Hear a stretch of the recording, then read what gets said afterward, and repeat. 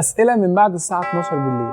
ليه العصافير ما بتتكهربش؟ لما تقف على سلك او برج كهربي ممكن يصل الجهد بتاعه ل 220 كيلو فولت. من غير ما اطول عليك، اجابه السؤال ده بترجع لفهمك لكيفيه سير الكهرباء. اصلا الكهرباء هي فيض من الالكترونات بتتحرك من مسار طاقه اقل الى مسار طاقه مرتفع، او بتتحرك من مكان لمكان الفرق الجهد بينهم مختلفين. يعني لو اتجننت في مره وجربت تحط صباعك في فيشه الكهرباء، فالالكترونات هتنتقل من مستوى طاقه اقل من خلال رحلتها في جسم سعادتك لمستوى طاقه اعلى، وغالبا في الحاله دي هتكون الارض اللي انت واقف عليه. نرجع للعصافير اللي نسيناها من اول الفيديو، اللي بتقف برجليها الاتنين على نفس السلك. يعني رجليها الاتنين بتكون ملامسه للسلك نفسه، يعني مش بيبقى فيه فرق الجهد. فالكهرباء ما تعدي مش بتلاقي مقاومه، فبتعدي من غير ما تدخل في العصفور. يعني باختصار، طول ما فرق الجهد منعدم انت في السليم يا معلم. طب افرض لو العصفور شغل دماغه وحط رجله على سلك ورجل التانية على السلك التاني اللي جنبه، هيحصل ايه؟